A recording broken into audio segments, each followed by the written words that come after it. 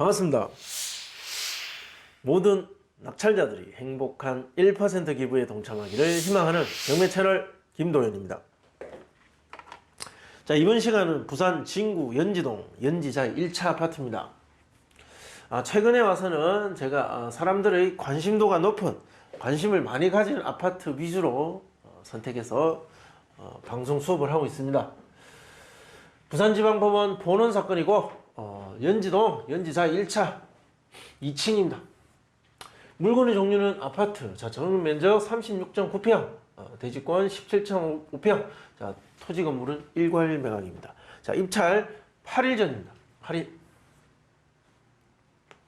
2020년 11월 17일 날 입찰 예정. 감정가 4억 6,900. 자, 사건 접수는 2017년에 되었습니다. 무슨 사정이 있었는지는 알 수 없지만 이때 보시면 소유자 채무자 같은 사람인가 같은 사람인 것 같습니다. 같은 사람이고, 자, 채권자가 2017년에 경매 신청을 했고 중간에 뭔가 경매 절차 진행 과정에 있어서의 시간이 굉장히 지연되었다. 자, 그래서 2017 타경 10만 3,022호. 그래서 지금 2020년 11월에 와서 입찰 길이 잡히고 진행되는 사건입니다. 자, 그럼 이 감정 자체가 2017년 가격이겠죠. 문건 접수 내역 보겠습니다. 진행되는 과정에 어떠한 이해관계자의 흔적이 있고 어떠한 절차상의 어떤 지연 과정이 있었는지 보면 진짜 2017년에 사건이 시작되었습니다. 쭉 옵니다. 감정평가도 2017년 7월 달에 하고 집행관의 현황 조사서도 2017년에 했습니다. 배당 요구도 2017년까지 있었기 때문에 그때 배당 요구들이 이루어졌고요.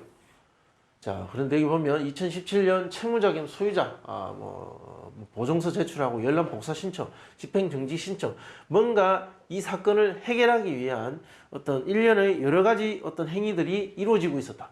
자, 이 과정에서 시간이 지체되었다. 이렇게 볼 수 있습니다. 다른 중요한 내용은 없는 것 같습니다. 채무자 겸 소유자의 어떤 활동이 낙찰자에게 지대한 영향을 미치는 그런 내용은 아니기 때문에 우리 입찰 희망자 입장에서, 입찰자 입장에서 주목해서 봐야 될 그런 내용은 없는 것 같습니다. 자, 점유관계 조사서. 자, 이건 중요하죠. 낙찰받고 나면 낙찰자가 명도를 해야 되기 때문에 누가 점유하고 있느냐는 아주 중요한 문제입니다. 자, 현장을 방문해 보니까 폐문돼 있고 경매에 관련된 내용의 통지서를 우편함에 넣어두고 왔다. 그런데 연락이 없었고 그래서 임대차 관계를 알 수 없었음, 이렇게 기재되어 있습니다. 자, 전입세대 열람을 해보니까 소유자 세대가 전입되어 있다. 어떠한 반응도 없고 전입세대 열람에 소유자 세대만 전입되어 있다면 강력하게 추정할 수 있습니다. 소유자 세대가 점유 사용하고 있다.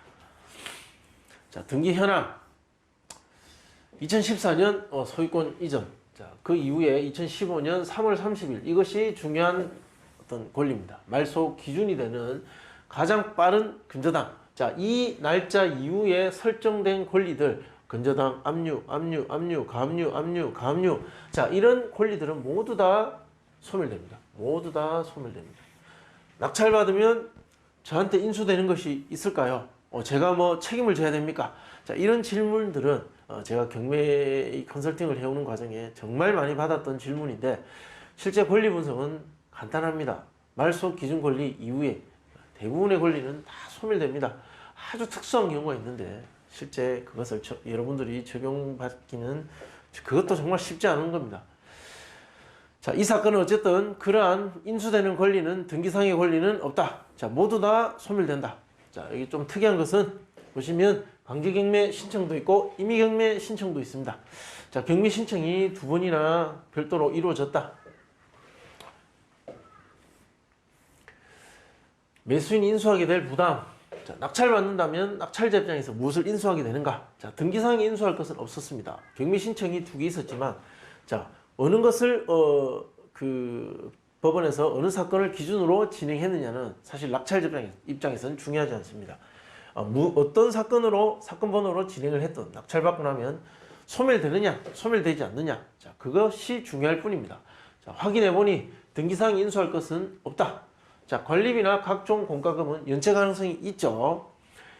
2017년 이후에 채무 상태가 좋지 않은 그런 점유자가 지금까지 점유하고 있다면 관리비 또한 쉽지 않았을 겁니다. 자, 이것이 과다하게 연체된다면 명도에 영향을 주고, 명도에 영향을 주면 입찰가에 반드시 영향을 줄 수밖에 없다. 자, 그러나 관리소장들이 관리비 연체를 가만히 두고 있느냐? 그렇지 않습니다. 어떻게 해서든지 받아내기 위해서 신경 써서 관리했을 겁니다. 그러니까 많이 연체되진 않았겠죠. 그렇지만 확인은 필요하다. 자, 임차인 조사대행 받고 점유자는 소유자 세대가 점유하고 있는 것으로 강력하게 추정된다. 명도 계획, 소유자 세대가 점유하고 있기 때문에 인도명령 신청은 소유자 세대를 상대로 하고 잔금 납부 후 1에서 약 3개월 정도면 명도가 완료됩니다. 대부분이 그렇다는 것이 반드시 된다는 것은 아닙니다. 그러나 대부분 이 기간 안에 됩니다. 강제 집행을 한다면 한 400에서 500 정도 비용이 들고, 자, 이 돈 그대로 점유자한테 주고 합의해서 명도할 것을 저는 권장합니다. 명도 소송 가능성은 희박하다. 자, 시장에 나와 있는 매물 3개 있었습니다. 자, 팔고 싶은 사람이 별로 없는 거죠. 자, 5억 2천. 자, 2층입니다. 같은 층수인데 5억 2천. 자, 3층 5억 3천. 6층 5억 8천. 적당히 상식적인 어떤 일반적인 상식적인 어떤 그 범위 안에 금액들이 들어와 있는 것 같아요. 6층이냐 중층이냐 고층이냐에 따라서 그 금액 차가 상식적인 범위 밖의 차이가 아닌 어느 정도 인정할 수 있는 그 범위 안에 들어가 있다. 자, 5억 초반에서 중반 정도 금액.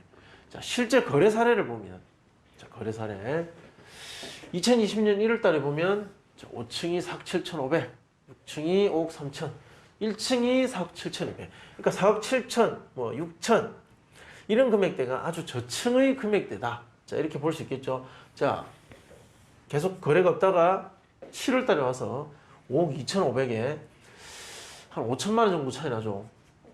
로얄층과 1층의 가격 차가 약 10% 정도. 그럼 5천만 원 정도 차이가 난다.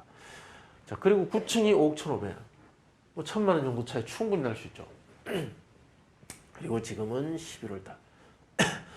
호가는 저층이 5억 한 2천에서 3천. 그러니까 저층 입장에서 이 9층 가격을 받고 싶은 거죠. 가격이 급등한 것이 아니라 어느 정도 유지하고 있는 단지다. 그렇게 볼 수 있을 것 같습니다. 감정은 2017년 감정이고, 로얄층은 5억 중반 이상, 저층은 5억 중반 이하. 뭐 이렇게 정리할 수 있겠죠. 작년 거래 사례 보면 비슷합니다. 한 건 있었습니다. 감정가 4억 6,900. 조금은 올랐다고 볼 수 있죠. 조금은 호가는 올라 있습니다. 실제 이것이 모든 거래가 이렇게 완전히 올랐다라고 말하기에는 거래 수가 상당히 적습니다. 상당히 적습니다. 자, 이런 경우에는 이 지역의 부동산 시장의 방향을 좀 더 명확하게 보고 싶으면 30평대, 30평대 또는 뭐 20평대, 20평에서 30평대 아파트의 가격 실거래가를 보시면 좀 더 명확하게 알 수가 있습니다. 자, 그렇다면 거래 가능 금액은 제가 생각했을 때 가능한 금액은 4억 9천에서 5억 천 정도, 이 정도 범위 안에는 그래도 들어올 것 같습니다. 자, 2층이니까. 매도자의 호가는 5억 2천이지만 뭐 5억 천 정도 갈 수 있잖아요. 자, 현실적인 가격으로 봤을 땐 이게 높죠. 자, 이 가능성이 훨씬 높습니다. 자, 그랬을 때 낙찰가를 분석해 보면 2020년 9월 15일과 19년 9월 19일 연지자의 2차와 1차 기록이 있었습니다. 전용 면적 25.7평과 25.7평 두 개 다 25.7평. 자, 남서양, 남양 2차, 2차. 자, 모두 2차에 낙찰됐다는 겁니다. 자, 이 연지자의 1차와 2차는 최근 아파트의 가격이 그 형태, 그 급등하는 그 형태의 어떤 그 아파트들과는 조금 다른 형태입니다. 즉, 뭐 이런 아파트들이 요즘 좀 있죠. 그런데 이 아파트는 그냥 뭐 이 정도, 이렇다. 뭐 대충 느낌이 오시죠? 자, 19대 1과 3대 1이었습니다. 2019년 9월 때는 3대 1인데 2020년 9월 5일은 19대 1이다. 시장의 반응 자체가 달라졌습니다. 과거에는 3대 1의 경쟁률이었는데 지금은 19대 1이다. 일단 가격이 막 급등한 건 아닌데 수요는 굉장히 활발하게 움직이고 있다는 거죠. 이런 경우에는 잘 어떻게 그 매도자와 매수자의 협의가 잘 많이 이루어진다면 가격이 지금 오를 수도 있는 가능성이 있는 시기다. 그렇게 보입니다. 자, 감정가는 4억 700, 4억 3,600일 때 거래 가능한 금액은 4억 3억 9천 이랬습니다. 이때는 약간 떨어졌었죠. 낙찰가는 이렇게 기록되었습니다. 96.4, 93.5. 자, 이거 가중 평균을 구하면 95.3% 정도 나옵니다. 자, 하한가 4억 9천을 적용해 보면 4억 7,300. 일단 감정을 무조건 넘어간다는 겁니다. 1차에 낙찰될 가능성이 상당히 높습니다. 자, 그리고 상한가를 그대로 적용해 보면 4억 9천. 5억 천이라는 시세를 가정했을 때, 자, 이 정도는 거래가 가능하다고 봤을 때 낙찰 예상가는 4억 9,218만 원이라는 겁니다. 가능성이 높은 금액입니다. 이게 실제 현장에서 일어날 수 있는 가능성, 가장 가능성이 높은 금액을 점으로 추정하자면 이 정도의 가격입니다. 자, 그렇지만 가격이라는 것이 단순히 점으로 말하기는 상당히 어렵습니다. 사람마다 보는 관점, 어떤 생각, 주거 취향, 물건에 대한 어떤 의견 다를 수 있습니다. 자, 그러다 보니까 범위로 예상합니다. 자, 어느 정도 금액대에서 어느 정도 금액대에 거래가 가능하고 따라서 낙찰가도 어느 정도 금액대에서 어느 정도 금액대 그 범위 안에 들어올 가능성이 높다. 자, 4억 7,300에서 4억 9,200.